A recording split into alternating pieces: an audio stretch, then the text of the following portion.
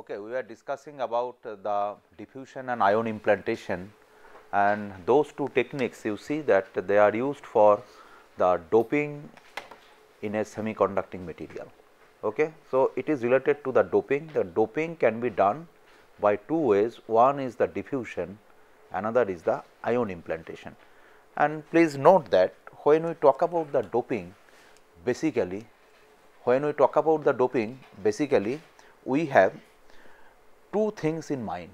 One is that you have already an n type material, say you have already a silicon material which is n type, it is already n type, and then with that n type material you form a junction with a p type.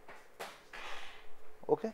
So, for formation of the p-n junction, or say you have a substrate like this which is p silicon, that means it is p type silicon, and you want to dope it in two region to form it as a FET or MOSFET. Say this is n plus and this is n plus, source and drain. So, during this process, right, when we want to dope an already doped material for formation of some junction or for some device fabrication, we need either diffusion or ion implantation as the two processes using which doping can be done. And so far as this p silicon or n silicon is concerned, this type of doping is done during crystal growth, which we shall start from next week. Okay. Suppose I want to make n type silicon.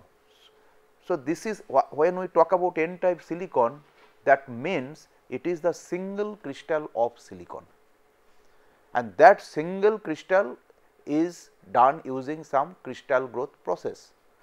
By the technique of bulk crystal growth, we grow silicon crystal or any other crystals, say gallium arsenide or whatever be the crystals. Now, during growth of the crystal, generally we dope the material either p type or n type. So, at the end of the crystal growth process, you will have either a p type semiconductor or an n type semiconductor. There are certain semiconductor, during growth of it, even if you do not want to dope it, as grown type it becomes either n type or p type because of the stoichiometry, right. Say zinc oxide, if we want to grow zinc oxide, as grown zinc oxide is always n type, right, it is always n type. So, there are certain materials because of its chemical nature due to thermodynamics, it as grown type it becomes n type, you need not to dope it. Now, you can control the doping by putting some other material or impurity to make it further n type or with some selected carrier concentration, say you need 10 to the power 18 and as grown is 10 to the power 15. So, you have to dope it again for n type. But generally silicon or gallium arsenide or indium phosphide, gallium phosphide, those crystals can be grown either n type or p type. Then using those crystal, if you want to make some junction, say p-n junction or in a CMOS or in a MOSFET source drain etc. regions, then we would like to resort to these two type of process, one is diffusion, another is ion implantation, right. Then diffusion, first we shall concentrate our discussion on diffusion. Dopant atoms are placed on or near the surface of the wafer by deposition from the gas phase of the dopant. Okay. I have given you the example that suppose this is the wafer, and what is wafer we have discussed. What is wafer? Wafer is, yes, single crystal, thin layer. How thin it is? How thin it is? 300 micron, 400 micron, 500 micron, of the order of 300 to 450, 500 micron. Okay. So, if I say that this is a wafer, that wafer means it is a single crystal line material which is cut from a bulk crystal having thickness 300 to 500 micron, and the diameter can be 2 inch to several inches, 2 inch, 4 inch, 6 inch, 8 inch, okay. It can be several inches the diameter, but the thickness is around 300 to 500 micron. So, we start from the wafer. When we doped something, basically we put the wafer inside the diffusion furnace or inside the ion implanter for its doping. Now, say this is the wafer and dopant atoms are placed on or near the surface of the wafer, right. Say this is silicon, N type silicon. I would like to make a doping of P type, then I must put some boron on it, okay, boron on it, and then the deposition takes place because of diffusion. Why there will be diffusion? Because of the concentration gradient, because of the concentration gradient. You have boron here, the concentration of that material is high here compared to the bulk crystal, compared to the other portion of the wafer, and if you heat it, so the atoms will be mobilized and they will diffuse through the material, right. The doping concentration decreases monotonically from the surface, okay, and the profile of the dopant distribution is determined mainly by the temperature and diffusion time. So, there are two parameters which must be optimized, one is the temperature, another is the diffusion time, okay. And another process is the ion implantation. The dopants are implanted into the semiconductor by means of an ion beam. Doping concentration has a peak distribution inside the semiconductor, and the profile of the dopant distribution is determined primarily by the ion mass and implanted ion energy. So, what is the difference between these two techniques? One is the diffusion, another is the ion implantation. In diffusion, we put the dopant atom at the surface. Here an ion beam is required, an ion beam is required. Second thing is that diffusion, the doping concentration decreases monotonically from the surface. That means at the surface it is the highest, at the surface it is the highest, then monotonically decreases as it goes inside the material. See, in case of ion implantation, doping concentration has a peak distribution inside the semiconductor. So, there is a peak distribution inside the material, not at the surface. When you talk about the peak, that means the highest concentration, the maximum concentration. For diffusion, the maximum concentration is at the surface, but for the ion implantation it has a peak distribution. And another thing is that for diffusion it is the temperature and time which controls the profile of the dopant. What is profile? What do you mean by profile of the dopant? Profile of the dopant is how it penetrates through the material, that means the trajectory inside the material, the trajectory inside the material, how it moves from surface inside the material, through the material, obviously inside the material. So, that is the profile, and that profile obviously give you the thickness, that profile will obviously give you the thickness, how far it has reached inside the material, and that is given for diffusion by the temperature and diffusion time. But for ion implantation, it is the ion mass and implanted ion energy. Temperature and time has no role in ion implantation doping profile. Okay. So, this is the example of a profile given by the diffusion as well as by the ion implantation. You see that this is the material and the material is doped with some material. So, this is diffusion, the first one, this is the diffusion, and if you see the doping profile, you will find that the maximum concentration is here, L and C. Okay. Then it decreases monotonically. So, what is the depth? Depth is from 0 to say this is x1. So, depth is 0 to x1, this is the depth, right.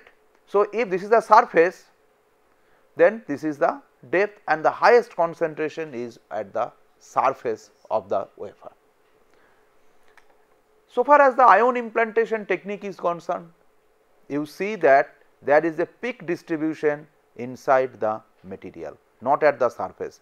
From the surface, see, if this is the surface, then it increases, there is a peak inside the material and again it decreases. So, here this is the thickness, but the doping concentration is highest in this region, say it is say x1 to x2. If this is say micron, so take this point between x1 and x2, the peak is there, and so the concentration is maximum. Another important difference between these two processes, you see that I want to dope this portion, the middle one, this portion. So, I have made a mask to prevent, the doping at the two ends of this material. Okay. So, mask is generally a coating, a layer of the material which is made on the surface through which we do not want doping. Those portions we do not, in those portions we do not want doping. So, if I do not want doping here, say this portion and that portion, if I do not want doping, then made some masking here, Generally SiO2, for silicon, SiO2 is a good mask. Silicon dioxide, you put a silicon dioxide layer or a silicon nitride layer, so they will act as mask through which the dopant will not penetrate through the material. Okay. So, you can make any kind of arrangements. If you want to dope say this area, only this area, then you dope, then you make a mask through this full area. You make a mask. So, what will happen? The dopant atom will move through this window only, but even if there is a window to define the diffusion area, see that actually the dopant atoms have moved through beneath the mask area also. That is known as the lateral doping. That is the disadvantage of diffusion, but that kind of lateral doping is not found in case of the ion implantation. You see here, though there is a small penetration beneath the mask or under the mask, even then if you compare these two figures, you will find that here the spread is very less. Here the spread is very less. You see that this is the non-doping area. Okay, this is the non-doping area. This is the non-doping area. Here it is the doped area. So, you find that the ion implantation technique will give you less lateral diffusion compared to the normal diffusion process. And here you see that the carrier concentration is maximum at the surface, because it is more dark, this region is more dark compared to the other regions. So, the concentration is high here, right. Why it is so? Why it is maximum at the surface? I shall show you mathematically. Why at the surface the concentration is maximum, but here there is a peak distribution inside the material. You see that the dark area is not at the surface, but some distance away from the surface. Okay. So, these are two differences, and mathematically we shall try to see why such a thing happened. Which one is better? Actually, ion implantation is better, but ion implantation is very costly also, because you need a ion beam, and ion beam is very costly. Okay. Now come to basic diffusion process, not ion implantation. This is the basic diffusion process. In this diffusion process, wafers are placed in a carefully controlled high temperature quartz tube furnace. So, I have underlined two words. One is the wafer, you see, and another is the quartz tube furnace. So, that means you need a furnace which is made of quartz tube. Why I have made the underline? Why quartz tube is used? You can ask me that there are several materials on earth, but what is special about quartz tube that we use for making the furnace for diffusion. And wafer, you know, we have already explained what is wafer. And a gas mixture containing desired dopant is passed through it. Through it means through the quartz tube furnace. So, that means you need a gas mixture. Gas mixture means if you want to dope with say phosphorus, generally we use phosphine as the dopant gas. Phosphine is available in the form of gas. Arsine is available in the form of gas. Okay. For say gallium arsenide, what are the dopants used for N type and P type? We have discussed earlier. So, try to answer. For silicon, it is very well established, and you all know that boron is used for P type and arsenic phosphide is used for N type. For gallium arsenide, that means for 3,5 compound semiconductor, gallium arsenide, indium phosphide, gallium phosphide, what are the materials used for doping as P type and as N type? Louder. No. Yes, silicon is used. Silicon is used for N type doping, and sulfur, selenium is used also for N type doping. That means, if you have some compound semiconductor, say gallium arsenide is a compound semiconductor. So, for P type doping and N type doping, for N type you can use silicon, you can use sulfur, you can use selenium. Okay. For P type, zinc is used. For P type, zinc is used. Right. Now, this silicon and sulfur, those are available in the market as gas, silent gas, you have heard SiH4. H2S, hydrogen sulfide, you know that hydrogen sulfide is available as gas. So, hydrogen sulfide or silane is used to dope gallium arsenide as N type, and zinc is available for P type, but normal compound of zinc is not in gaseous form.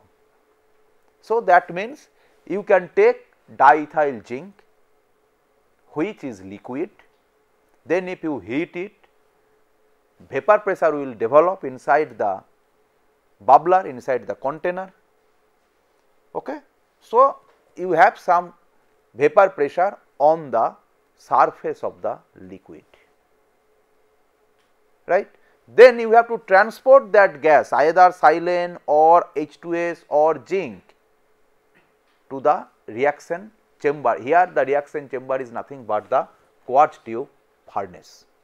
Here the reaction chamber is nothing but the quartz tube furnace, right. So, through this quartz tube furnace, you have to send a gas mixture containing desired dopant.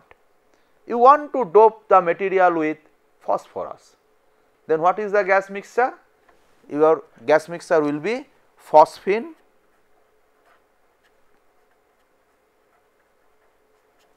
PH3, it is the phosphine, and a carrier gas which will transport phosphine to the quartz tube furnace, a carrier gas.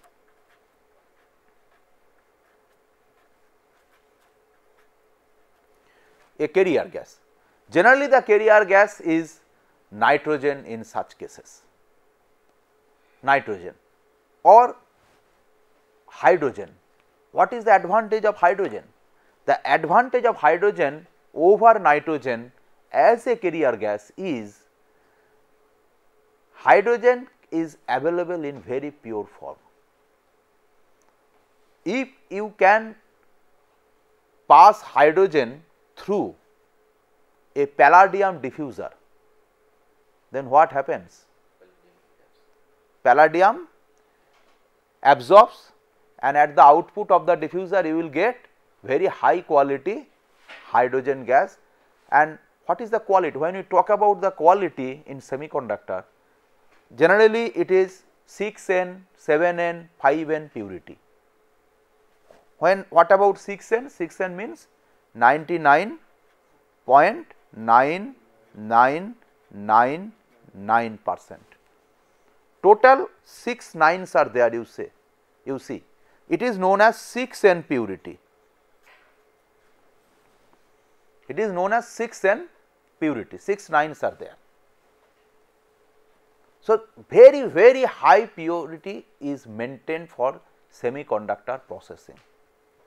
Otherwise, if there is a few impurity atom or few impurity inside the material, then you will not get the normal device performance from the device. The performance will be reduced. Let me give you one clear example.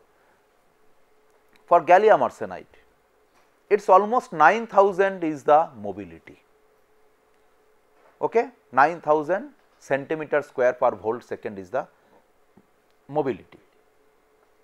Now, this is for very pure gallium arsenide, but if there is an impurity, say if there is carbon inside gallium arsenide, few trace of carbon or few trace of iron or nickel, then the mobility will be reduced from 9000 to even 2000, 3000. So, if the mobility reduces for some reason, then that material cannot be used for very good electronic device, because the mobility is the basic criteria in such cases. Mobility is the basic criteria in such cases, right. Where gallium arsenide is used, the main use of gallium arsenide is in the where? One is optical device, another is the microwave device,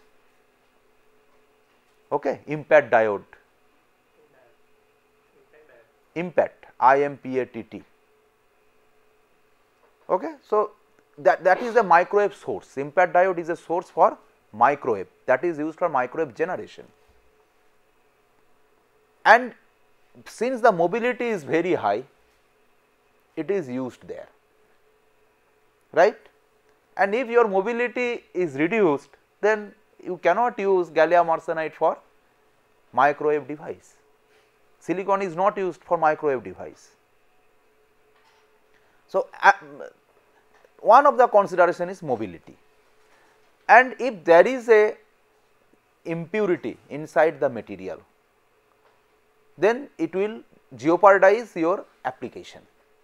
So, basically 6N purity, 7N purity, 5N purity, that means very high pure materials are involved in such cases. So, this carrier gas also will have very high kind of purity. Nitrogen can be made pure, but not to that extent like hydrogen. because of the palladium cell.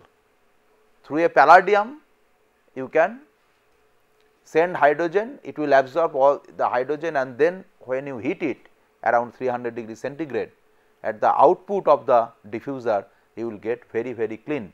It is not 6N, sometimes we find it is 11N, 11N, very high purity hydrogen gas is available. So, that is why hydrogen is mostly used, but handling hydrogen is very difficult.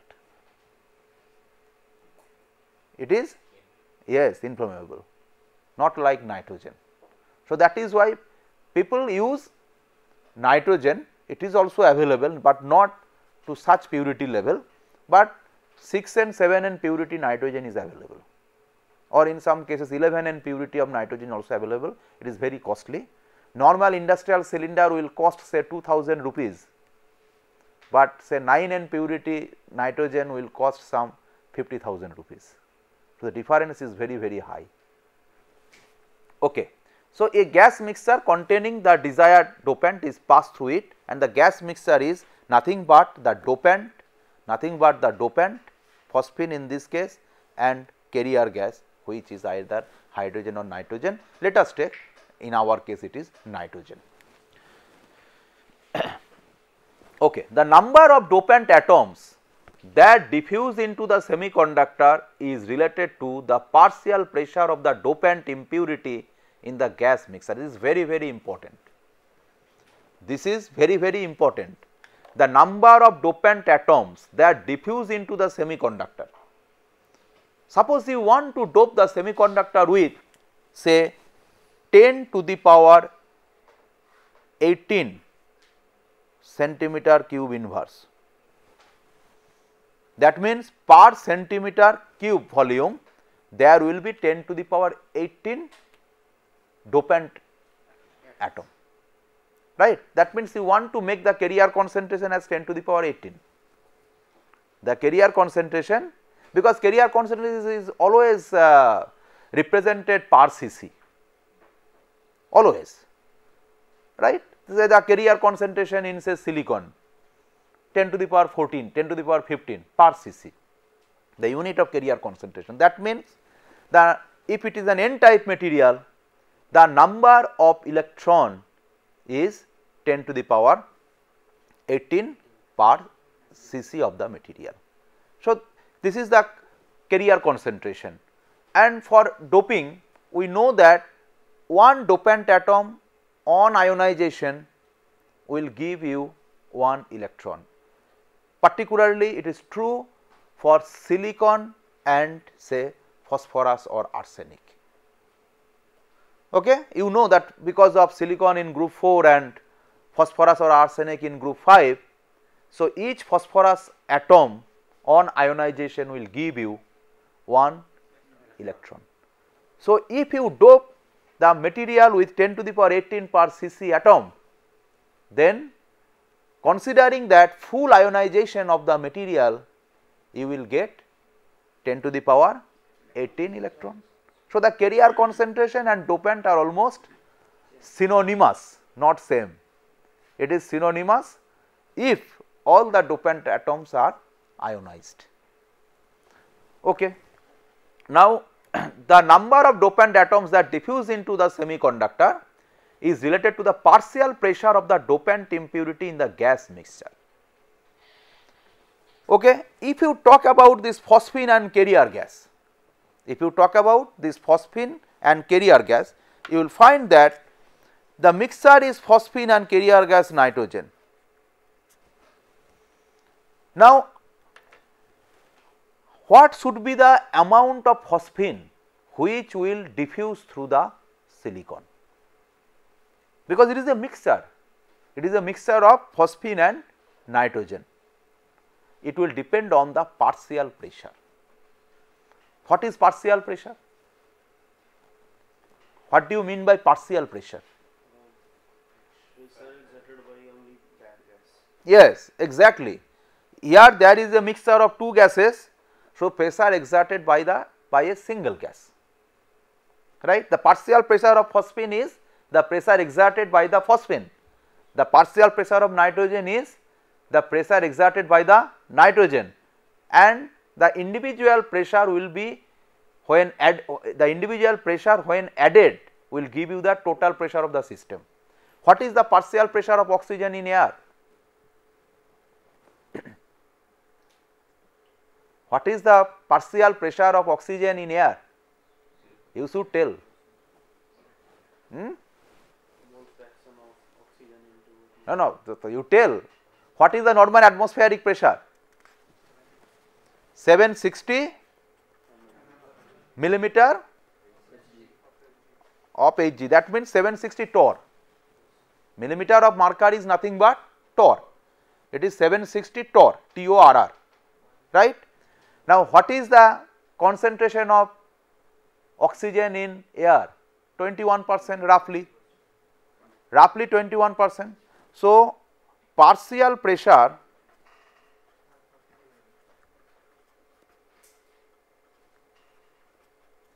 of oxygen in air, it is equals to 21% concentration multiplied by 760 torr or millimeter of mercury.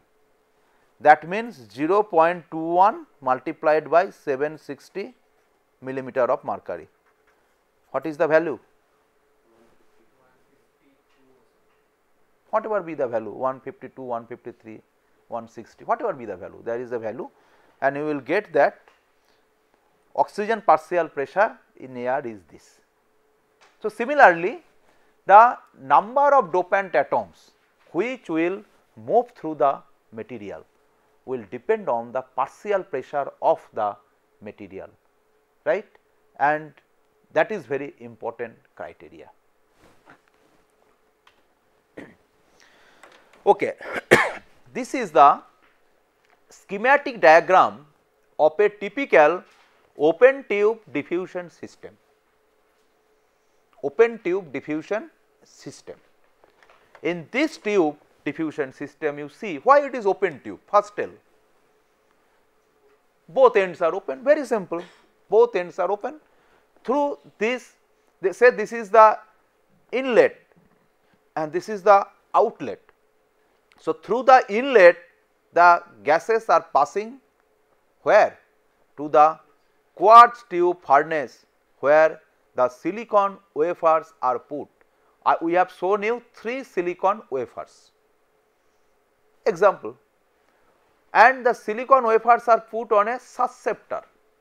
Susceptor is a material platform through which, on which the wafers are kept.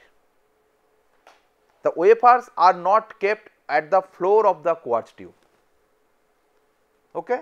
Generally, it is kept in a platform inside the quartz tube, and that is made of either graphite or Inconel or stainless steel, that means which can withstand very high temperature. That susceptor can withstand very high temperature. You know that graphite can withstand very high temperature. Inconel is a metal which can withstand very high temperature. Stainless steel can withstand very high temperature. So, depending on the material, your susceptor susceptor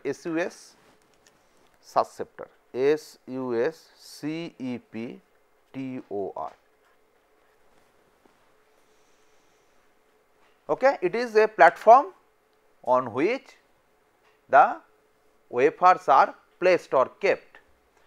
So, the silicon wafers here are kept on the susceptor, and you see that this is the liquid impurity source,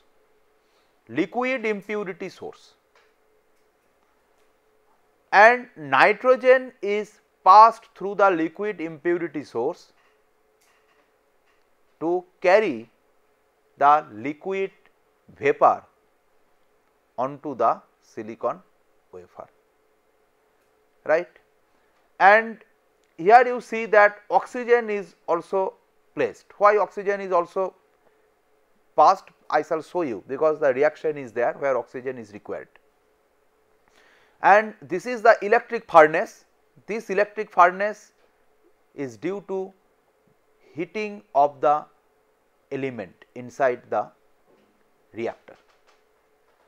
So, this furnace will raise the temperature of the furnace, raise the temperature of the tube, right, the environment, and you can control the furnace temperature by some controller.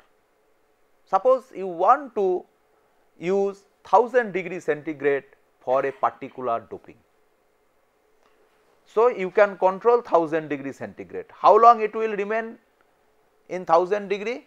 Say half an hour, 1 hour, 2 hour, that you can set. After 1 hour, say, the temperature will drop to normal room temperature. So, there is a controller. That controller will control the temperature and time, because you have to first calculate how much temperature is required for the doping and how long you want the diffusion, and say with some calculation you get 1000 degree centigrade for 1 hour. Then you set the furnace parameter as 100 degree centigrade, 1000 degree centigrade and 1 hour, right. So, the temperature of the furnace will be 1000 degree centigrade for 1 hour, and the diffusion will be there. That means continuously this will flow through 1 hour and it will diffuse. And the reactant gases, because there will be a chemical reaction, and that chemical reaction will evolve some gas. That gas will pass through the vent. Vent comes from ventilator, and then that gas is driven out from the tube. So, this is a schematic diagram of a typical open tube diffusion system. What is the temperature requirement for silicon? For silicon, that means if you want to dope silicon, the temperature requirement is 800 degree to 1200 degree centigrade, it is very high, 800 degree centigrade to 1200 degree centigrade. And generally for p type boron is used, for n type phosphorus and arsenic is used. Why? Because these materials, boron, phosphorus or arsenic, it is highly soluble in silicon. It is highly soluble and its solubility is 5 into 10 to the power 10 per cc, very highly soluble. If it is not soluble, then the diffusion will not take place properly. For gallium arsenide, you see that the temperature is lower than silicon, it is 600 to 1000 degree centigrade, right. So, for silicon high temperature is required if you compare with gallium arsenide, and for silicon we choose this material because they are highly soluble. So, these are the condition. Then the question comes, why we use a quartz tube? You can remember that we have made underline on quartz tube. Why we use quartz? Because semiconductor industry needs quartz tubing, an ideal furnace chamber for processing silicon wafers. This is a standard thing, and silicon furnace is always used for semiconductor processing, be it oxidation, be it doping, anything. We always need an quartz tube. Why quartz? Because extreme purity, very high pure, in very high purity form quartz is available. If you compare quartz with normal glass, so normal glass is not pure, sodium, potassium, those type of impurity are there. Excellent high temperature properties.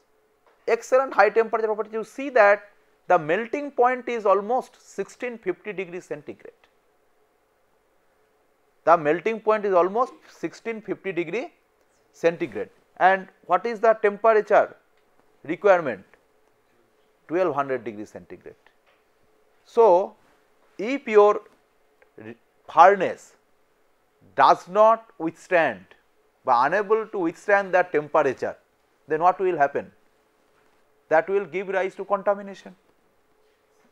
More and more impurity will penetrate through the material. So, since the temperature requirement is very high, and you see that for silicon the temperature is always very high. For silicon processing the temperature is very high. We shall see during the crystal growth of silicon that there also very high temperature furnace is required. Okay. So, excellent high temperature properties is 1650 degree centigrade, tolerate the wide temperature gradients. Sometimes the gradient can be say 300 degree centigrade per second or 400 degree centigrade per second. High heat rates of the process, large diameter, that means 400 millimeter, 400 millimeter is almost 15 inch, more than 15 inch, almost 16 inch, 400 millimeter, thick wall and sag resistant, it will be resistant, not resistant, it is resistant. Okay. What is sag resistant?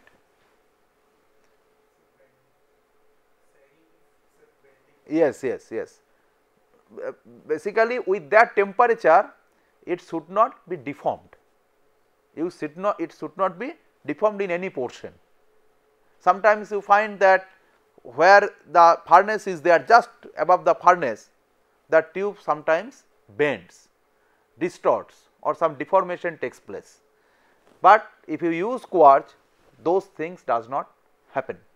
So, because of these points, it is mostly all are related to heat, all the points are mostly related to heat basically. That is why the quartz tube is always preferred over other kinds of furnace tube. Other kinds of furnace tubes are also there, silicon carbide is there, aluminum is also there, stainless steel is also there, those can be used, but quartz is used because of these advantages, and the most important is the purity, for which you cannot compromise for semiconductor processing, because where there is 9 and 7 and 5 and 6 and purity is required, you cannot compromise with the purity of the material. Then let us take one concrete example of silicon doping. One concrete example. You see that for silicon doping there are sources, sources means the dopant sources. It can be a solid source, it can be liquid source, it can be gaseous source. Okay, all type of sources can be used. And for solid sources you see that Bn, As2O3, P2O5, those are used generally. That means see Bn is, what is Bn? Boron nitride. So, this B is the boron which is used for silicon doping. Then As2O3, As is the impurity.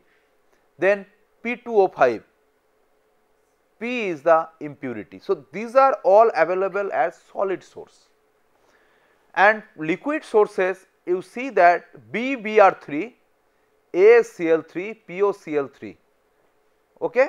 So, those are liquid sources, bromide, chloride sources, and gaseous sources are all hydride sources, arsine, phosphine, B2H6, etc. So, what we find? We find that the hydride sources are gaseous and bromide, chloride sources are liquid, and these nitrogen, oxygen sources are solid, right.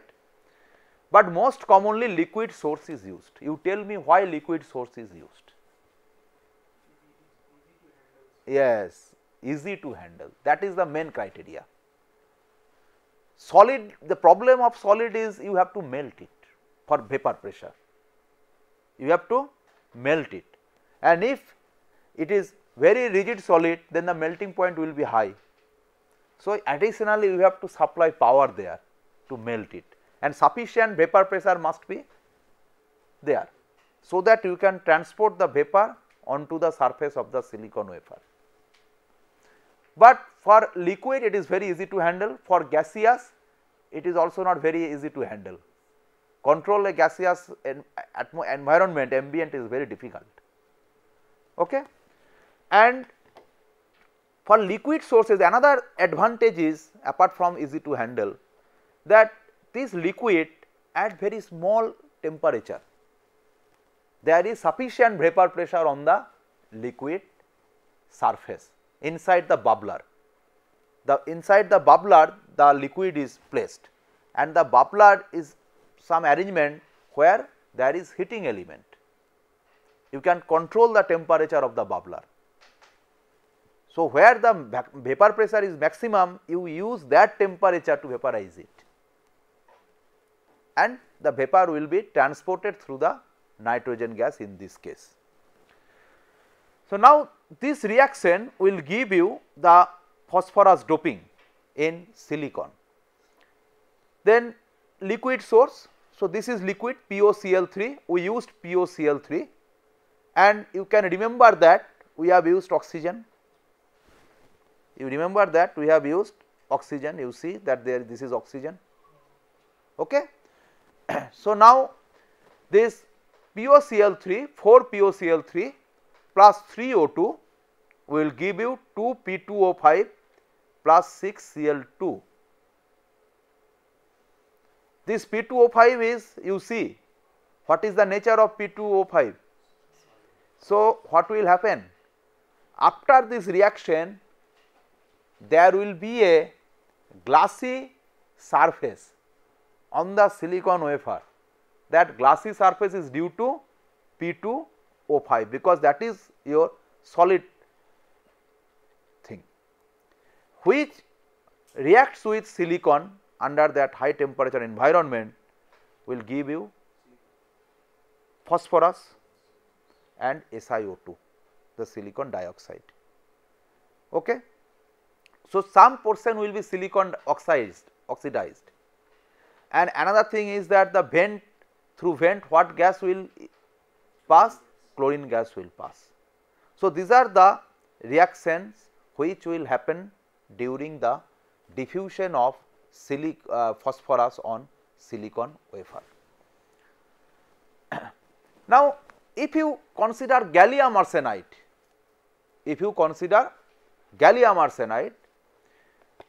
one problem with gallium arsenide is that the arsenic has very high vapor pressure.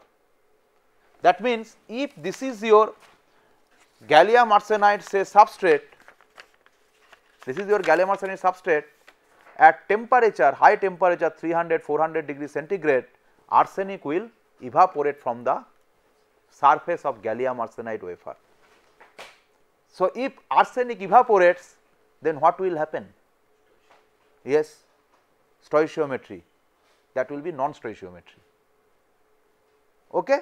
That means there will be deficiency of arsenic on the surface or in the material. The deficiency in technical term is known as the vacancy. There will be arsenic vacancy in gallium arsenide. That we do not want, because any change in the crystal lattice or structure will change the material parameters. So, if the mobility is say 9000 centimeter square per whole second, on evaporation of the arsenic from the surface, it will be less than 9000, which we do not want. So, that is the problem with gallium arsenide, that high vapor pressure of arsenic requires special methods to prevent loss of arsenic. It will be arsenic, not arsenic, sorry. So, loss of arsenic by decomposition or evaporation. Okay. So, that means you have to prevent loss of arsenic, because without that high temperature diffusion is not possible. So, for diffusion you need high temperature, but with that high temperature there will be evaporation or loss of arsenic from the material. So, you have to control that thing. So, what is the process? The process is, you have to load the material, with some arsenic overpressure. That means, suppose this is a tube, you have load the gallium arsenide substrate, but you give some arsenic as well inside the tube and then seal it, so that if there is some evaporation, so it will be compensated, because it is in the arsenic overpressure. So, that means diffusion in sealed ampules with an overpressure of arsenic. So, that means that will not be an open tube furnace, that will not be an open tube furnace, because in open tube you cannot maintain the arsenic overpressure, that you cannot maintain. And if you use a open tube furnace, then what process you should take? You should take a capping layer on the gallium arsenide, you make a layer, so that arsenic evaporation will not be there. So, you cap it, you cover it, and the capping layer is normal cases, it is silicon nitride or silicon oxide, which are insulating in nature.